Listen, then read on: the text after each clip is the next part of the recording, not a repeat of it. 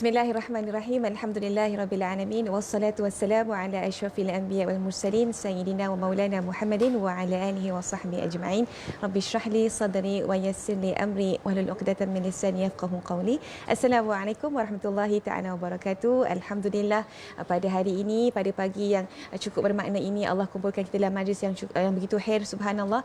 Jadi saya nak minta anda semua untuk sama-sama kita tajdid niat kita perbarui niat kita niat sebagaimana orang-orang salih berniat bila mereka hadir ke majlis ilmu, insya-Allah moga Allah kabulkan hajat kita fi darain insya-Allah. Alhamdulillah, pada pagi ini pada 1 November 2022 bersamaan dengan 6 Rabiul Akhir 1444 Hijrah, kita bersama-sama sekali lagi secara langsung di Assalamualaikum Subuh. Dan subhanallah, pada hari ini Hana tak keseorangan, Hana ditemani oleh figura-figura yang begitu hebat yang Hana kagumi persona dan personaliti mereka, masya-Allah, tak lain tak bukan.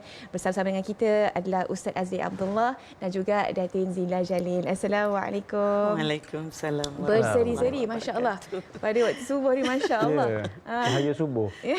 Masya-Allah. Ustaz sihat? Alhamdulillah sihat.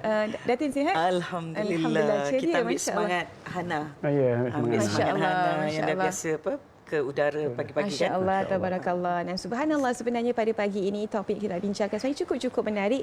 Kita masih lagi bersama-sama dengan tema bersama Bina Syurga di Rumah, Bina Rumah di Syurga, bersama masuk syurga sekeluarga. Dan bagi mereka yang tak sempat, boleh follow kita semua di platform media sosial. Assalamualaikum. Dan subhanallah, tajuk hari ini saya kira begitu dekat dengan kedua figura yang hadir pada hari ini dalam Assalamualaikum Subuh, baik Ustaz Azli maupun Datin Zila Jalil, berkenaan dengan masya-Allah.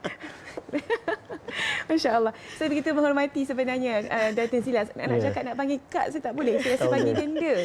Masya-Allah. Bonda ya. Aywa, masya-Allah, tabarakallah.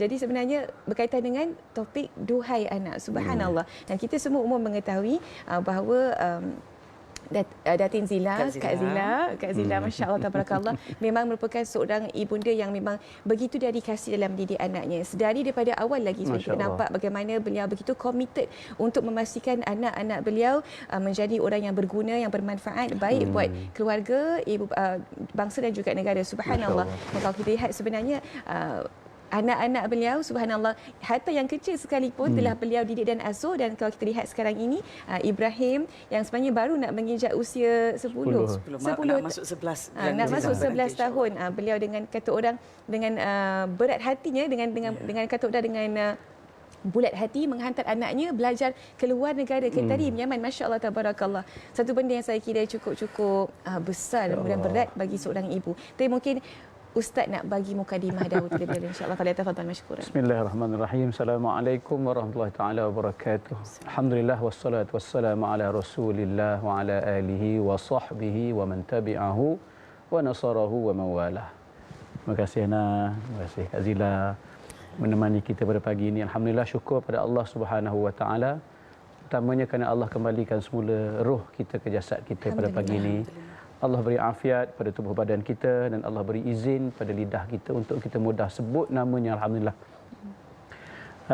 Pertamanya rasa sebenarnya tak layak bercerita tajuk ini bagi orang yang anak tidaklah sebagaimana Kak Zila.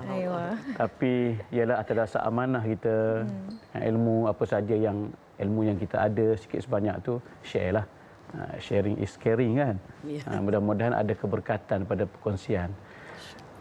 Saya teringat satu hadis Nabi SAW yang jadi dasar pada perbincangan kita lah pada pagi ini. Nabi sebut kullu mauludin yuladu 'alal fitrah. Setiap anak itu dilahir atas fitrah suci, bersih, bak kain putih lah. Maka ibu ayah lah yang mencorakkan sama ada menjadi Yahudi, Nasrani atau menjadi Majusi.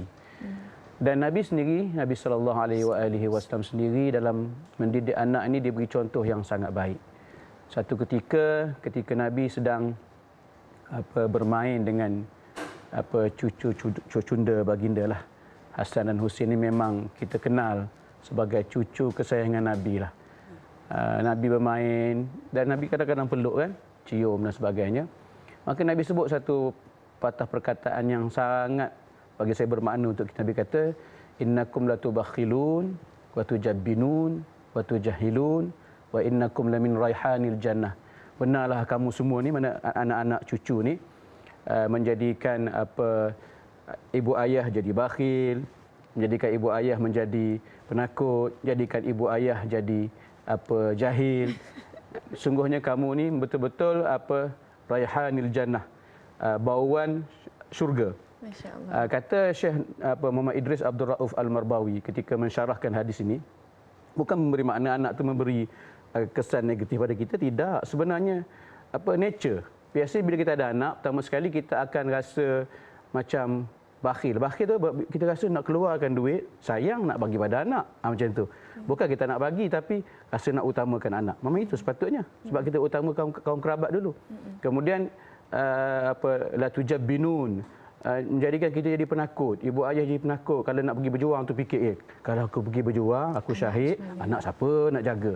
Kemudian la tujahilun, jadi jahil. Nak pergi belajar kadang-kadang kesian pula anak ditinggalkan. Dan di hujung disebut wa innakum lamin raihanil jannah. Kamu ni anak-anak umpama wangian atau bunga-bunga yang wangi di dalam syurga. Kenapa kata Syekh Al-Marbawi? Kerana kita selalu cium anak ni. Sikit-sikit nak cium, terutamanya anak-anak yang kecil. Jadi maknanya Nabi memberi satu gambaran yang sangat indah, sangat cantik bahawa anak ni begitu. Disayangi, dijaga dengan baik, dan sebenarnya anak ni memberikan pahala pada kita. Setiap langkah kita, setiap tindakan kita pada anak tu beri pahala. Sebagai contoh, satu ketika Sayyidatina Aisyah duduk di rumah, Rasulullah tak ada. Datang seorang perempuan bawa 2 orang anak. Kemudian minta nak makan.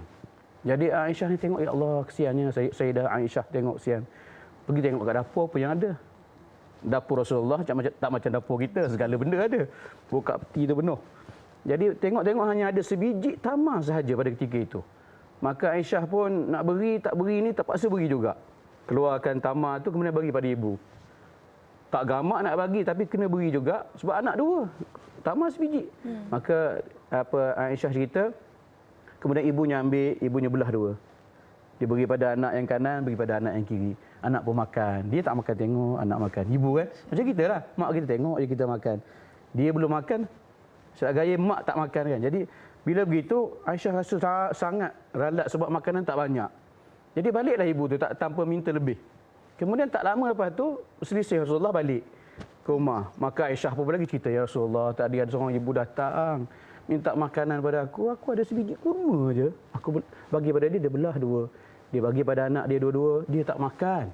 Maka Rasulullah memujuk, Rasulullah kata, "Mani betul ya bi syai'in min hadhil banat." Siapa yang diuji dengan anak perempuan, 2-2 tu anak perempuan, dengan anak perempuan, kemudian dia fa ahsana ilaihin, buat baik pada anak ni walaupun kehidupan tak macam orang lain, tak semewah orang lain, beri makan apa saja yang ada, buat baik walaupun anak tu istilahnya kita kata tak hidup sempurna sebagaimana anak orang lain, buat baik, kunna lahu sitra minan nar. Maka anak ini nanti dengan sebab kita jaga dengan baik, walaupun dengan sebiji kurma tadi dibelah 2, dia jadi benteng pada ibu ayah daripada api neraka.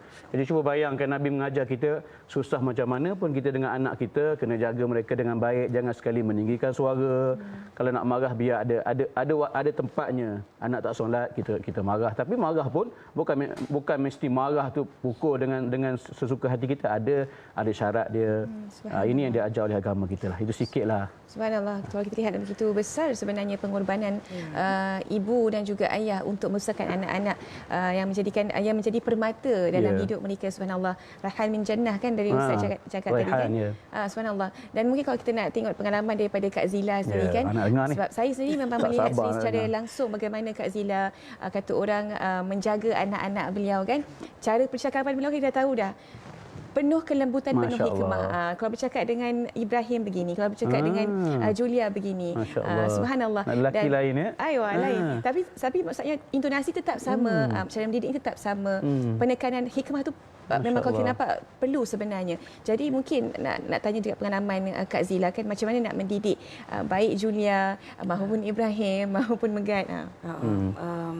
Macam Kak Zila ni rasanya saya tegas, Ustaz, pasal saya membesarkan anak sebagai ibu tunggal selama 11 tahun.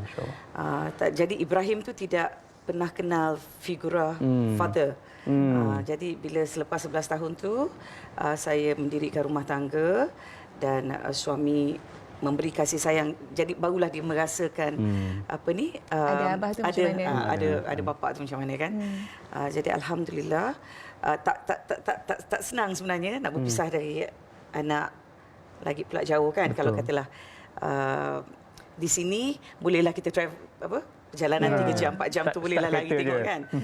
Tapi dengan keadaan dunia sekarang ni, kita kuatkanlah hati kita untuk masa depan ni. Biarlah kita menangis sekarang, asalkan kita tidak menangis di masa depan, insyaAllah. Aiwan, dan sebenarnya kalau kita lihat sebenarnya dua daripada anak Kak Zila memang jauh sangat-sangat di sini. Kalau kita lihat macam Julia jauh berada di Ireland, dan Ibrahim pula di Tarim. Satu benda yang tidak senang untuk ibu melepaskan. Seorang ibu lah itu. Jadi perasaan berjauhan dengan anak, tinggal ada seorang anak lelaki tunggal yang boleh menengok-nengok Kak Zila dekat sini. 11 tahun jadi ibu dan juga ayah lah.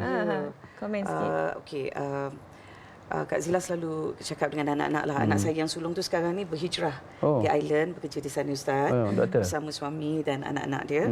Jadi mereka ni adalah musafir kan. Jadi selalu pesan kat diorang sebagai musafir doa. Ya, betul. Doa mustajab. Orang musafir ya, insya-Allah. Jadi doakan untuk diri mereka sendiri dan keluarga, juga kita ni lah yang apa ni yang jauh daripada mereka, dan itulah pengorbanan kasih sayang, pengorbanan. Sebab bila jauh daripada anak-anak ni lainlah Hana, pasal kita dah biasa kan. Kalau macam mana sibuk diorang pun, bila hujung minggu tu diorang akan bersama-sama dengan kita. Tapi sekarang ni Allah uji begini Ustaz. Jadi saya bersyukur, dan adalah hikmah di sebaliknya yang saya tak nampak. Betul.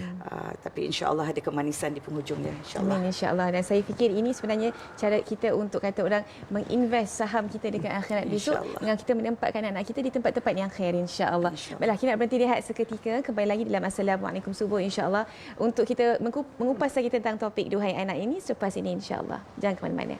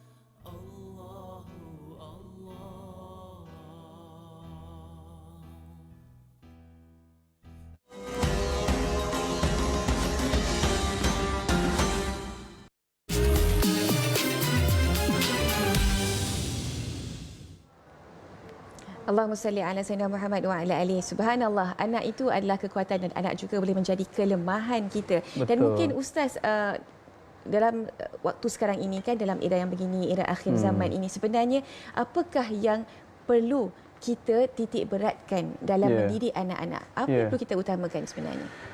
Baik, terima kasih Ana. Tentu sekali, pertama sekali kita kena ikut sebagaimana yang Nabi ajar kan. Nabi ajar pada kita satunya, didik anak kamu sesuai dengan zaman dia. Itu satu.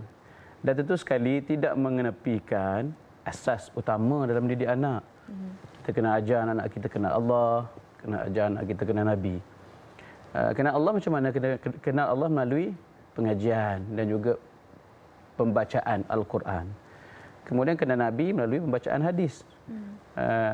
Saya pernahlah dalam masa PKP dulu duk baca kitab Syama'il yang Ustaz Said selalu baca tu kan.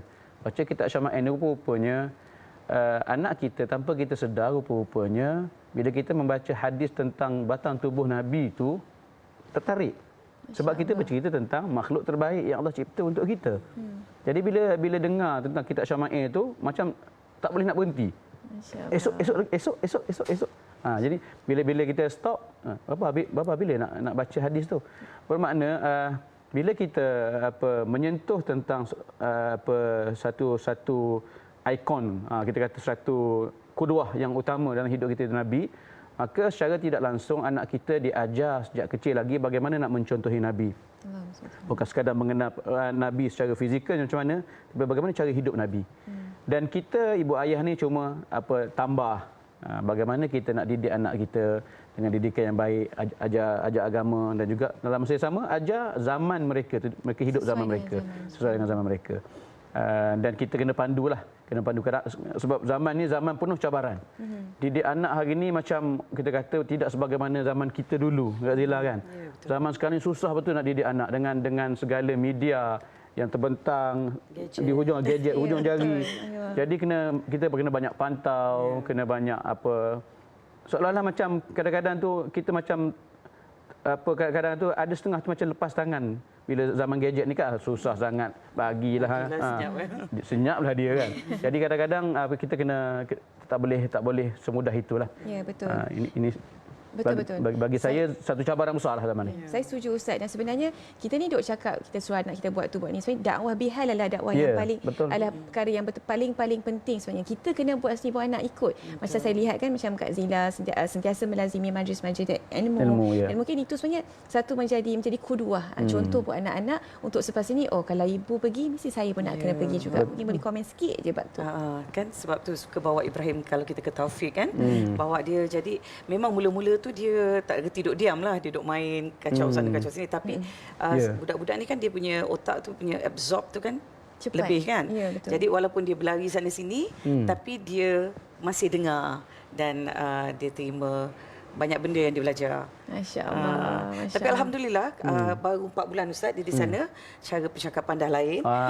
Bila dia tinggalkan mesej pun dia memang kata dia contohkan pasal Rasulullah sallallahu alaihi wasallam, pasal Nabi Allah Nuh. Bila dia bercakap tu dia ceritakan apa yang dia belajar. Jadi apa yang dia dapat pelajaran di sana dia ceramah balik kat kita. Jadi kita rasa macam alhamdulillah, maknanya masuklah apa yang dia belajar tu.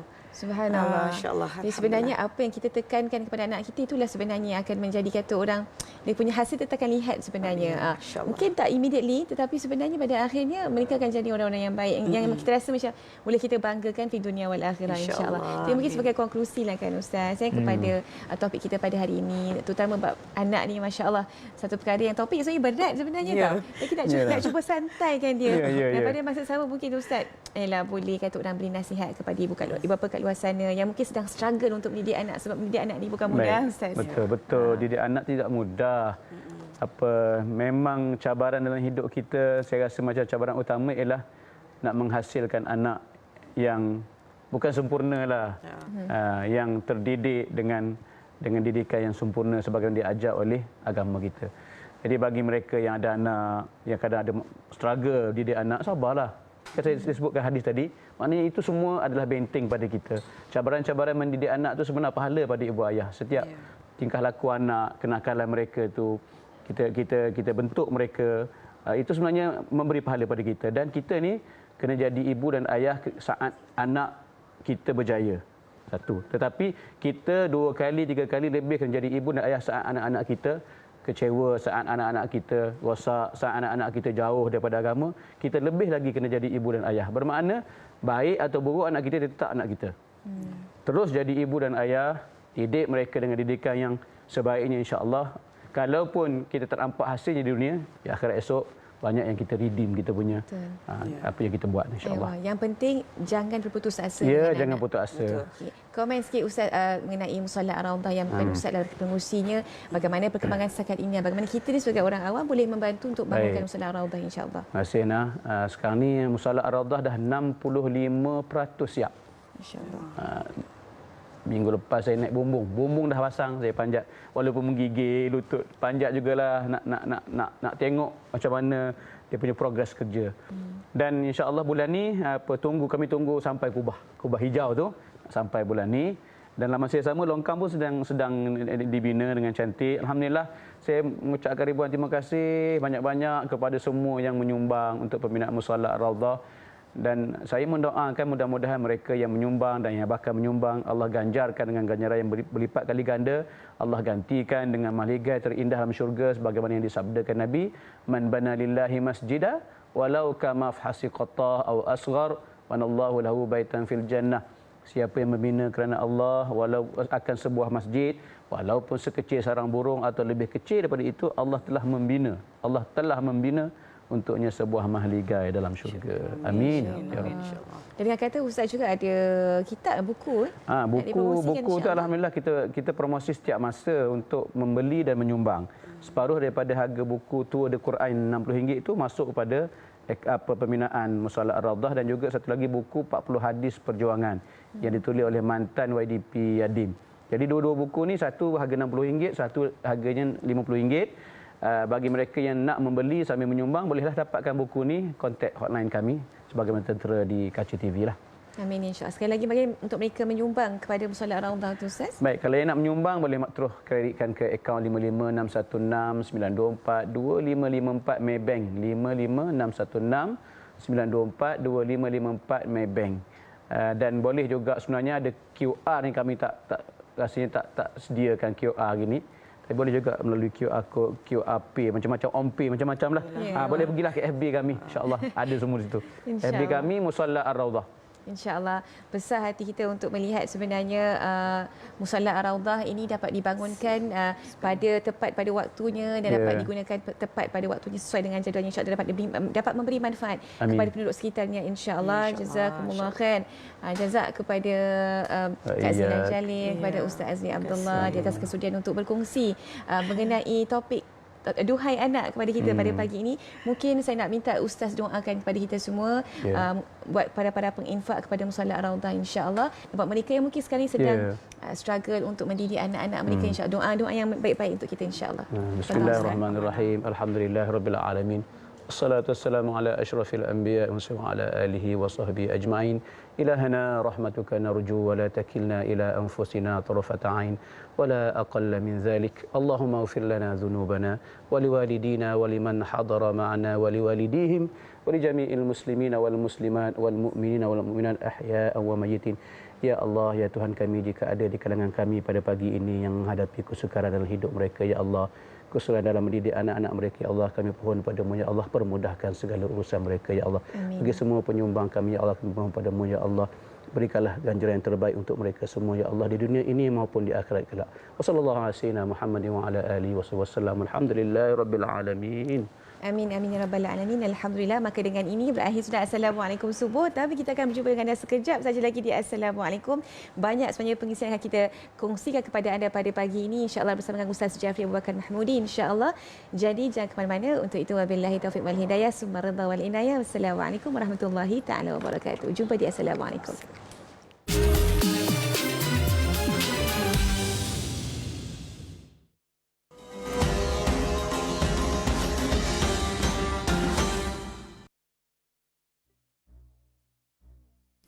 Subhanallah walhamdulillah.